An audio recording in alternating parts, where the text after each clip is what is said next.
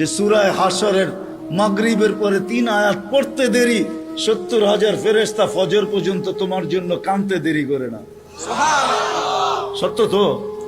হ্যাঁ সত্য। ফজরের পরে আবার 70,000। কোন বিমারীকে, অসুস্থ ব্যক্তিকে সোয়াবের নিয়তে দেখতে যাইতে দেরি 70,000 ফেরেশতা পরের দিন ওই সময় পর্যন্ত দোয়া করতে দেরি করে না। ফেরেশতা পর্যন্ত আমাদের অধীন। মসজিদে যতক্ষণ বসা থাকে এক ফেরেশতা ডাইনে বসা চোখের পানি জড়াইতে থাকে, আল্লাহুম্মা গফিরলা, আল্লাহ আরে মাফ করে দেন না। আল্লাহ বলে তোরা তো আইলো গেল কি, আপনার ঘরেই তো বের হইছে। আমাকে জিজ্ঞাসা করেন কেন তোর দিলে এত ব্যথা কেন? আপনার ঘরেই তো বয়ে রয়েছে। বন্দা তো আপনারই, সৃষ্টির সেরা তো আপনিই বানাইছেন। ও যদিও না কান্দে তো আমি ওর পক্ষ হয়ে একটু কান্দতেছি, অসুবিধা কি? আরেকজন বলে আল্লাহুম্মা আরহাম আলাইহি, আল্লাহর উপরে দয়া করেন না। আপনার ঘরে বসে রইল, তারপরে যদি দয়া না করেন তো বাজারে গেলে করবেন, ওটা তো দয়ার জায়গাই না। কি করে না না করে না দোয়া? যতক্ষণ মসজিদে বসে থাকে আরেকজন নামাজের সোয়াব লিখতে থাকে। আল্লাহ বলে ঘুমায় তো রইল, তুই নামাজের সোয়াব লেখোস না কেন? ঘুমাইলো তো আপনার বাড়িতেই ঘুমাইছে, আর কোথায় ঘুমাইছে? সোয়াব লিখবো না তো লিখবো না কেন? এটাও ফেরেশতা চালায়। আপনি ভাবেন শ্বাস প্রশ্বাস এমনি নেন? কন্ট্রোল রুম আছে, কন্ট্রোল রুম। হ্যাঁ, হাবায়েক ফি আখবারিল মালায়েক কিতাবে আছে, জালালউদ্দিন সুয়ুতি রহমাতুল্লাহ আলাইহি লেখা। যখন শ্বাস নেই তো ফেরেশতা বলে আল্লাহ আমসিকা ওয়াতরুক, বন্ধ করে দিব না খোলা রাখবো? আল্লাহ 1,60,000 বার মেসেজ থ্রো করে, অটো উতরুক আলী আবদি আজাল, খোলা রাখ, সীমা রেখা দেওয়া আছে। যেদিন সীমা রেখায় আসবে ওই দিন বলবো টানবো তো আর ছাড়তে দিবি না, ছাড়বো তো আর টানতে দিবি না। বিনা দ্বিধায় 1,60,000 বার শ্বাস প্রশ্বাস নিতেছি। আসেন একটু ভাবি। সুর তো আমার কাছে নাই যে আমি আপনাদেরকে পাগল করব। এরকমই ডোলের মতো আওয়াজ যদি দিলে গাথে। আসেন একটু ভাবি যে আল্লাহ চিনে কিনা, আল্লাহর কাছে পরিচয় পরিচিতির বৃত্ত কি? দুনিয়ায় তো পরিচয় পরিচিতির অর্জন করার হাজারো পন্থা আছে, হাজারো তরিকা আছে, হাজারো ভাবে মানুষ পরিচিত হইতে পারে। কিন্তু আল্লাহর কাছে পরিচিত হব কি দ্বারা? আল্লাহ আমাকে চিনবেন কিভাবে?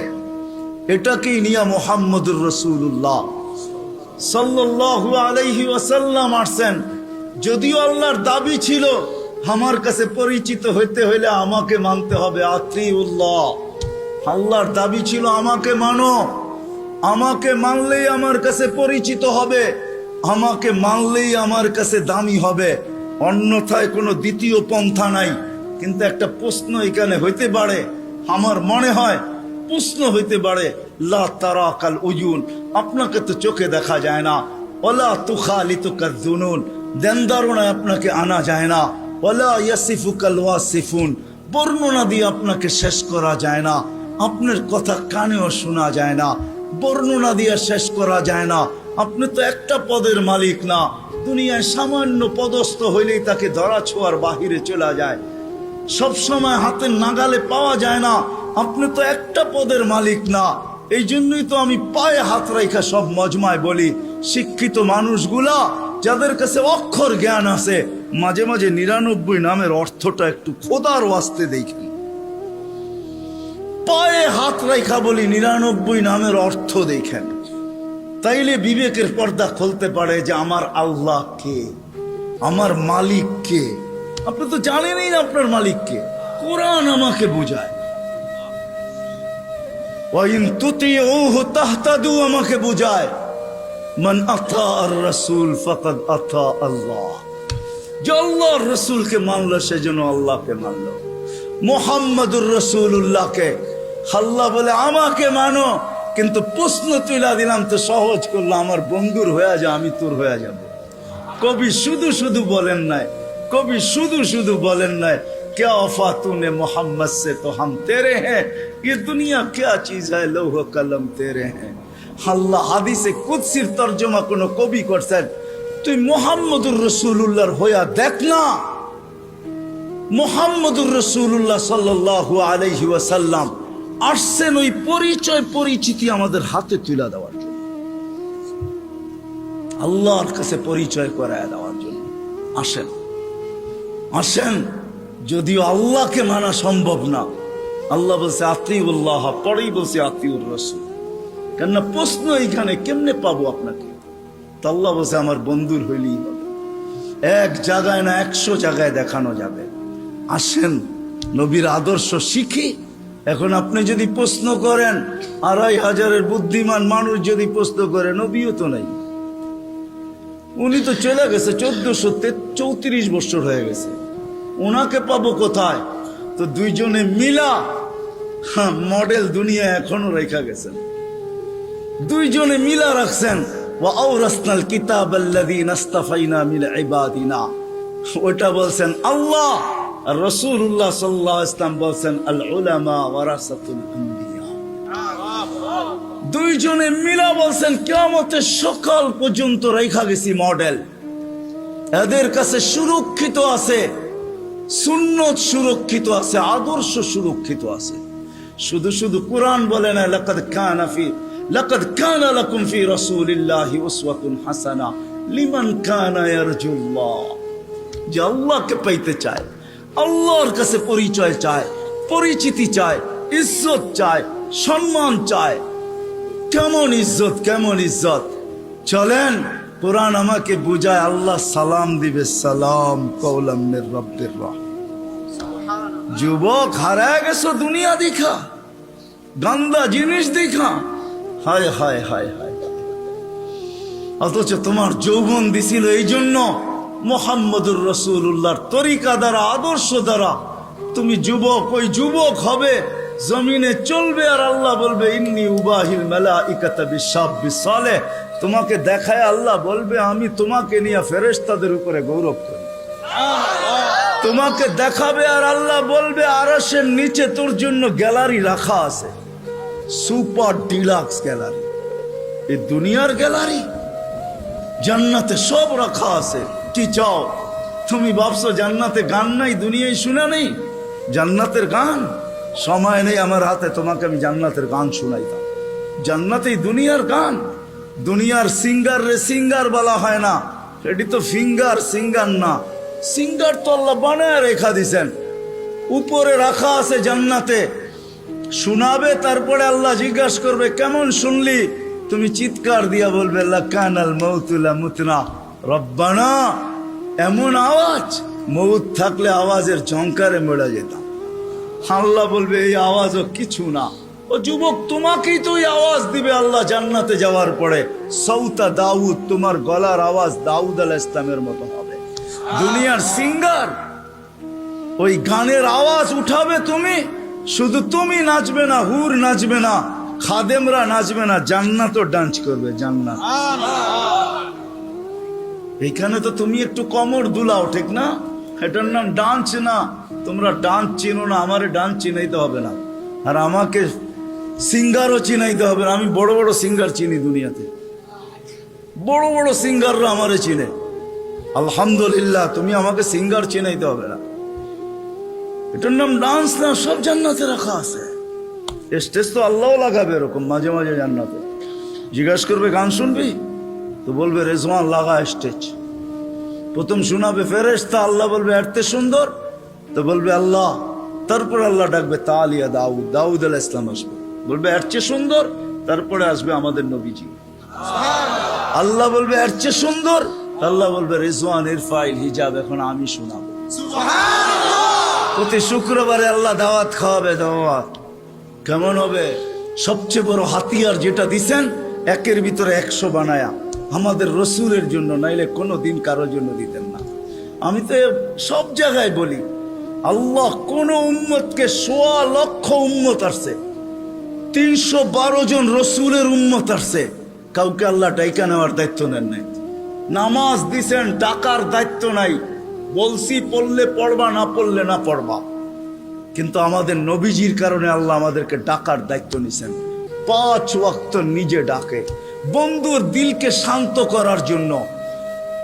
আমার মনে হয় বন্ধুর দিলকে শান্ত করার জন্য। কেননা মুসা আলাইহিস সালাম 5 ওয়াক্ত মানতে পারতেছিলেন না, আমি এর চেয়ে অভিজ্ঞ আপনি? আমি 2 ওয়াক্ত পড়াইতে পারি না, 5 ওয়াক্ত আপনার উম্মত পড়বে না, আবার যান কমায় নিয়ে আসেন।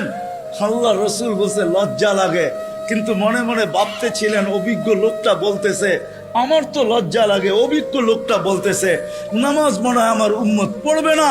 তো আল্লাহ বলছে বন্ধু চিন্তা করেন না, আমি ঘুমের থেকে উঠে নিয়ে আসবো। নাইলে ফজরে কেন আজানে বলা হয় আসসালাতু খায়রুম মিনান নাওম? চিন্তা করেন না, আমি উঠে নিয়ে আসবো। 1-এর ভিতরে 100 দিয়া দিছেন। আসেন 2টা অঙ্গীকার করি আজকে যে আল্লাহ রসুলের আদর্শ একটা হইলেও আমার জীবনের সঙ্গী বানাবো। রাগ হয়ে যাবেন বললে? হ্যাঁ, আমি তো বলি এই উম্মতকে দাড়ি দিছিলেন জান্নাতে যাওয়ার জন্য, ক্লিন শেপের জন্য না। পায়ে হাত রাখিয়া দাড়ি দিছিলেন জান্নাতে যাওয়ার জন্য। জান্নাতটা নবীর সুন্নত। কার? কার? আর যদি সাদা বানাইতে পারেন তাহলে তো কোনো কথাই নেই, কথাই নেই। নাইলে ওলামা কোত্থেকে বলে মুহাদ্দিসে কাবির মারা গেছে, আল্লাহ জিজ্ঞাসা করছে বুড়া কি নিয়ে আসছো? কয় কিচ্ছু নিয়ে আসি নাই। কয় খালি হাতে? কয় না। তাহলে কি নিয়ে আসছো? কয় সাদা দাড়ি। না শোনেন না ওস্তাদদের থেকে? আল্লাহ জিজ্ঞাসা করতেছে সাদা দাড়ি মানি? কয় কেন আপনি জিবরিলকে বলেন নাই? জিবরিল আলাইহিস সালাম আমাদের নবীজিকে বলেন নাই? নবীজি ও আবু হুরায়রাকে বলেন নাই? আবু হুরায়রা অমুককে বলেন না, অমুকে অমুককে বলেন নাই, উনি আমাকে বলে নাই? সনদ শুনাইতেছেন, আপনি নাকি সাদা দাড়ি দেখলে লজ্জা পান। তা আল্লাহ আয়েশা দিয়া বলছে সবাই সত্য বলছে, আমিও সত্য বলছি, মাফ করে দিলাম। যাও, আমি তো বলি দাড়ি দিছে জান্নাতে যাওয়ার জন্য, ক্লিন শেপের জন্য না। দাড়ি ক্লিন শেপ করলেই আপনি ইয়ং হবেন। রাগ হয় না, পায়ে হাত লাগে, রাগ হয় না। আপনারা আমাদের এই পোশাকের উপরে আঙ্গুল উঠাইতে পারেন, কিন্তু আমি সারা দুনিয়া ঘুরা বলি আজ পর্যন্ত কেউ আঙ্গুল উঠা নাই প্রশংসা করা ছাড়া। আমার সমাজ আঙ্গুল উঠাইতে পারে, রিক্সাওয়ালা পর্যন্ত কাঠমোল্লা বলতে পারে, এই পোশাককে আজ পর্যন্ত কেউ আঙ্গুল উঠায়। দুনিয়ার এরকম কোন নামি দামি এয়ারপোর্ট নাই যেখানে আমি ক্রস না করছি। দুনিয়া আমাকে চিনে, এই পোশাকের আজ পর্যন্ত কেউ আঙ্গুল উঠায় নাই। বরং হাসতে আর বলছে তোর ড্রেসটা বড় সুন্দর। শুধু ড্রেস, অহংকারে বলতেছিল, এরকম টুপি নিয়ে বলছে your cap is very nice, তোর টুপিটাও বড় সুন্দর। 4 থেকে 500 মাদ্রাসা আছে ছোট বড়। এই জন্যই তো আমাদের দেশ নড়ে চড়ে পড়ে না। আমাদের 2টা ডিফেন্স আছে, 2টা। একটা রাতের ডিফেন্স, যে ডিফেন্স দুনিয়ার কোথাও নেই। চ্যালেঞ্জ আমার সাথে। রাতের ডিফেন্স বোঝেন? 30,000-এর উপরে হেফজোখানা আছে, যেটা রাতের ডিফেন্স। যারা 4টার সময় ওঠে, আপনি জানেন না ওই ডিফেন্স কত বড় ডিফেন্স। নিজামুল মাওলারে জিজ্ঞাসা করে দেখেন, অনেক পিছিয়ে আপনাকে চলে যেতে হবে। নিজামুল মাওলা যখন মাদ্রাসা বানাইতেছিল, তখন বাদশাকে বলতেছিল, কেউ বুঝাইতেছিল এত মাদ্রাসা কেন বানায়? তো বলছে বাদশাহ, দেশের জন্য 2টা ডিফেন্স লাগে, একটা দিনের একটা রাত্রের। দিনেরটা তো আপনি বানায় ফেলছেন, সর্বলাইনের ডিফেন্স আছে, আমি রাত্রেরটা বানাই দিছি। আমিও বলি এই জন্য, গত সোমবারের আগের সোমবারে ইন্দোনেশিয়ায় ভূমিকম্প আসছে 5.5 সুমাত্রায়। দেখেন কয়জন লোক মারা গেছে, এখন নেটে সার্চ দিলে পাবেন। 48 জন জায়গায় মারা গেছে, কতগুলো বাড়ি বিধ্বস্ত হয়েছে। বাংলাদেশে 5-6 বছর আগে 7.8 ভূমিকম্প আসছে। নেটে সার্চ দিয়া দেখেন আপনি দুনিয়ার কোন দেশে 7.8 ভূমিকম্প আসছে আর কোনো বিপর্যয় হয় নাই। চ্যালেঞ্জ, দুনিয়া যদি আমাকে দেখাইতে পারে, আপনার জুতা আমার গাল। বাংলাদেশ দেখাইতে পারবে 7.8 ভূমিকম্প আসছে 5-6 বছর আগে।